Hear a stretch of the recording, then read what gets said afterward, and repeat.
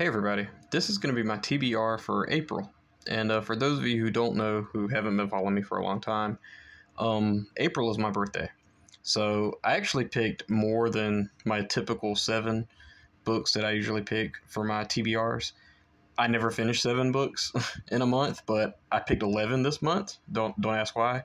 I figured it was my birthday, I could spoil myself and try to knock out a lot of books that I just really wanted to read all year. So without further ado, this is the books that I'll be reading for the month of April of 2024. The first 3 books I have here are books that I'll be reading alone, just by myself. And the rest are actually buddy reads. I have a good friend that wants to buddy read a bunch of books with me.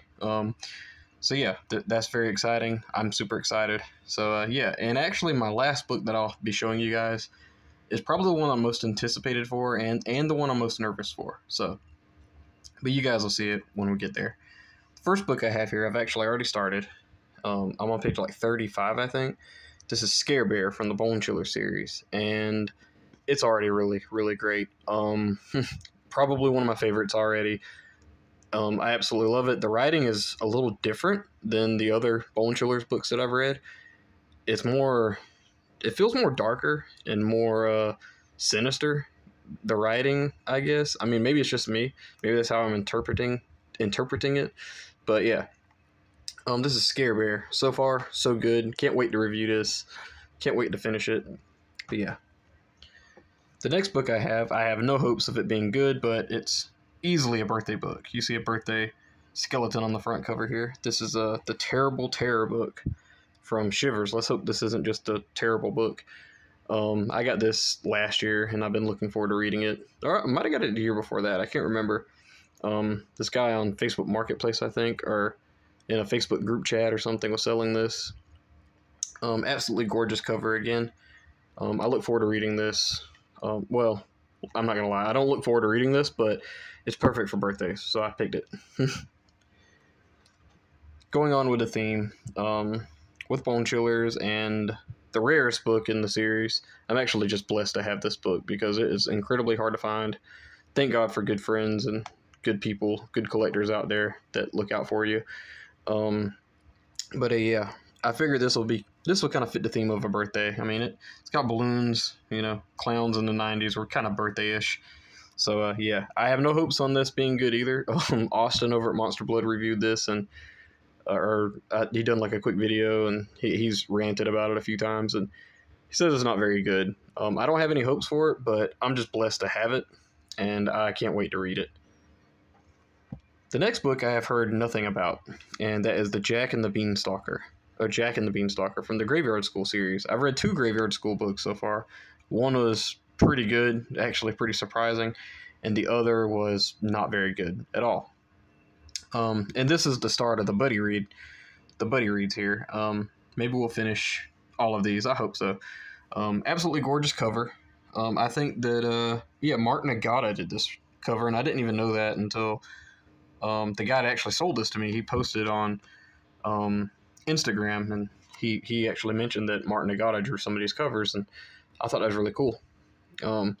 Absolutely gorgeous cover too. I am really a sucker for some of these covers that have like the daytime stuff when they're supposed to be kind of scary, I didn't pick this because it has anything to do with a birthday. I just picked this because I wanted to read it. It sounded good. It's literally about this kid that goes and cuts grass, and this guy pays him with magic beans, and he goes up the beanstalk. Jack and the Beanstalk has always been one of my favorite fairy tales as a kid, so I look forward to reading that. And props to the person that wants to buddy read this with me. I didn't think she'd find it because this is hard to find, but she found it. She said she got a good deal on it. I have no idea what she paid for it. I got a good deal on mine too, but it's like how? I mean, I've been looking for years for this thing. But yeah. The next one we have is a Ghost of Fear Street series. I only have like maybe 3 more Ghost of Fear Street books to read. But I do have I only have like a few more to read of the series. There's some that I may plan on rereading. I'm not sure yet. But yeah, this is a 3 Evil Wishes. I always go with like a birthday wish book for birthday month or whatever. So this will be pretty cool. This is 3 Evil Wishes. Looks pretty cool. And we're on to the Give Yourself Goosebumps. Well, we got one Give Yourself Goosebumps. I think I have a few more here. This is Lost in Stinky Swamp. Again, this isn't anything to do with a birthday. This one just sounded interesting. The back of this one, I remember reading the back of it a few years ago, and I've been wanting to read it for a long time. And I look forward to getting to it. So, yeah, I know there's something to do with like a doll that's like haunted or something. But yeah, and we do have Slappy in Dreamland. I don't know if this has anything to do with a birthday, but I think that the main character in this book gets Slappy for his birthday. So, if I remember right, I remember seeing that on the back of it, maybe somewhere. Yeah, it's probably on there somewhere. I don't know. I read it really fast. But yeah, Slappy in Dreamland is another one that I look forward to. Again, I only have like maybe 2 more Slappy World books, and I would have read them all. Next, we have another Give Yourself Goosebumps. This is Escape from the Carnival of Horrors. I read through this when I was a kid. The only thing I remember is there's a couple of mentions of iconic Goosebumps villains in this, and that's literally it. I do remember the writing was really good, and it kind of reminded me a little bit of One Day at Horrorland. But like when I first read One Day at Horrorland, this is kind of a hot take. I didn't like One Day at Horrorland. I read it as an adult. I didn't love it. But yeah, there's more about that story later. But so stay tuned. But yeah, Escape from Carnival of Horrors, another buddy read, another book that I plan on reading. Very excited. And the last Give Yourself Goosebumps book I have in this stack I have here is Hocus Pocus Horror. Again, magic shops and stuff. That kind of goes with birthdays, I think. Very excited. I think I read through a little bit of this when I was a kid. I remember flipping through it when I was in the back of my car, riding with my parents and stuff, you know. I don't remember anything about it. I don't remember liking it. But I do remember a very, very fun thing about this book. I actually found this at a Goodwill when I was probably maybe 12, 13 years old, something like that. A little too old for, I say too old for Goosebumps. I'm old now and I'm reading Goosebumps, but yeah. So yeah, that's kind of a fun little memory. And I didn't know, like, it was a black spine too. Like if I literally went out and found black spine books at like a Goodwill or something, I'd freak out. But definitely look forward to reading this one. And we're on to our first here. This is Are You Afraid of the Dark? The Tale of 3 Wishes. Another 3-wish book. I found this at a Goodwill, 39 cents, a long time ago. I'm talking, I was very young. Something chewed on this. I'm not sure what it is. It was chewed on it when I bought it, so yeah. I didn't chew on it, unless I sleptwalk. This is the very first Are You Afraid of the Dark book that I'll be reading. I've never read any of these books, so I do look forward to them. I don't look forward to collecting these because every one of them is expensive. Every one of them is at least like $15 a piece. And they're just paperback books, you know, it's ridiculous. But I do look forward to reading them. I have a total of 4 of these Are You Afraid of the Dark books, and I know that they get pricey the later in the series. And I think earlier books now are just as rare.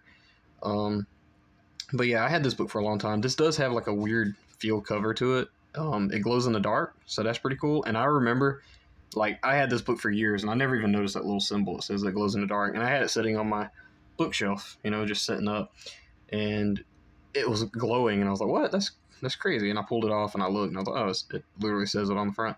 But yeah, this is the only one that I have that's even close to a birthday-ish book. So yeah, I definitely look forward to reading this. I can't wait to start all of these. And the final book I have is another buddy read, and it's something that you probably wouldn't expect me to have. I mean, I guess any Goosebumps YouTuber, you probably would. I have the Cuckoo Clock of Doom here.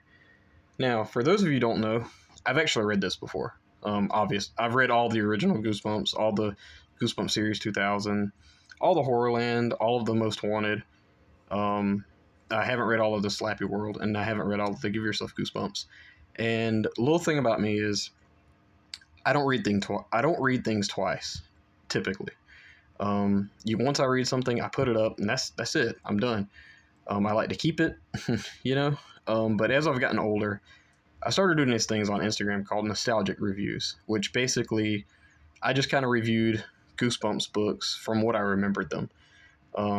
Like, for example, I have very fond memories of this book. Like, I remember a lot of it. The cover now, even looking at it, it's just very nostalgic to me. It's just one of my favorite books of all time. I do have a funny story about this book that I've told multiple times, and I probably will tell it again when I do get a chance to review it. But sadly, as I've gotten older, I've realized that I don't remember every single Goosebumps book, like what I felt about it and all that. For example, I remember as a kid, there's a book called My Best Friend is Invisible. I loved, or I don't say love, like I remember liking the book and then the ending being really confusing. And as I gotten older, there's spoilers out there to let you know what happened. I was like, I didn't know that's what that meant. For those of you who haven't read that book, I know what the ending means now, but when I was a kid, I didn't understand it. Another example is I Live in Your Basement. I hate that book. Like when I was a kid, I hated it. I loved the first 50 or so pages of the book, but then once you get to the twist and there's another twist, hated it. Absolutely terrible. When I was a kid, it was like one of my least favorite books in the series. Now that I've gotten older, I do want to see kind of how I feel about it, see what it feels like to actually read it again. And then there's some that I just don't remember at all. Like I can pretty much pinpoint and tell you where I was at when I read the original series. I used to read a lot on the school bus, going back and forth to school, in the back of my parents' car, going on vacations and stuff. So that's where I got a lot of my reading done. And I can tell you, where I read The Cuckoo Clock of Doom. And The Cuckoo Clock of Doom, the reason I picked this book is this is a birthday book. It does have a lot to do with a birthday. This was my very first Goosebumps book that I've ever read. So I think it's fitting that this is the one I start off with. And there's even more to this that I haven't even mentioned yet. The person I'm buddy reading this, we're actually picking these at random. So each month, we're going to pick one Goosebumps book from the original series and eventually work our way through them. I picked The Cuckoo Clock of Doom. It's my birthday month. That's what I picked. Her birthday is next month, so she's going to pick the next book. I don't know exactly what she picked yet. I don't think. So yeah, this is definitely exciting. I'm very excited for this. I could talk all day about this this book specifically. But yeah, the main reason why I wanted to do this is mostly just because I don't know how the nostalgia will hold on these books. That's why I said I'm kind of nervous and I'm kind of excited at the same time. Like, I know that this isn't going to be a bad book. I know it's good. It's genuine. Like, everybody loves The Cuckoo Clock of Doom. Like, who doesn't? If you don't, you're wrong. So, but yeah, I am nervous about that because there are some things that I discovered later on in life. Again, I've only read the original series one time. Like, that's it. I didn't read them anymore. So I do plan on reading each one. I want to do all of them. I want to rank them, all the good stuff. So yeah, I definitely look forward to reading this. This was actually my Mount Rushmore whenever I did a video on that a few months ago or last year. So yeah, I definitely look forward to reading this. One of the other reasons too, one of the other books I should say, The Scarecrow Walks at Midnight. I remember last year around June, I tried to do nostalgic reviews on my Instagram page for the month that they're fitting in. Around June, that's perfect for The Scarecrow Walks at Midnight. And I was like, I'm going to do a review on that. And I literally thought about it, and I typed up part of a review. I couldn't remember anything that happened. I don't remember much about it. I don't remember loving it. I don't remember hating it. And I don't remember really where I was at when I read it. And it kind of had me worried. I was like, you know what? I was like, in my mind, I had this slight feeling. I was like, did I actually ever read that book? But I know I did because I used to separate my books. And I still do that to this day, to keep up with what I've read, just in case, The main reason I do that, too, is because there's a bunch of, R.L. Stine books that sound alike. There's, let's see, there's The Dead Boyfriend, The Dead Girlfriend, there is The Boyfriend, or whatever, The Dead Girl, and all of them, after a while, they start sounding the same. So, yeah, there's a lot that just kind of sounds the same, but yeah, I look forward to reading this. And you've heard it first. The nostalgic reviews are retired now. I'm done with those. I'm actually just going to read them.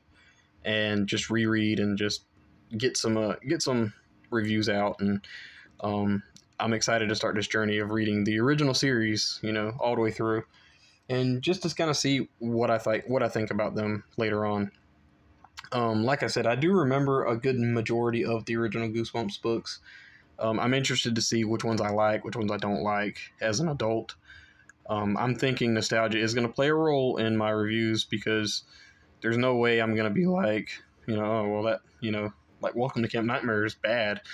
It's love too. I will give you credit if you don't like the ending to that one, but yeah. So, like, again, I remember a lot of those. I'm looking forward to this, and that's pretty much a stack.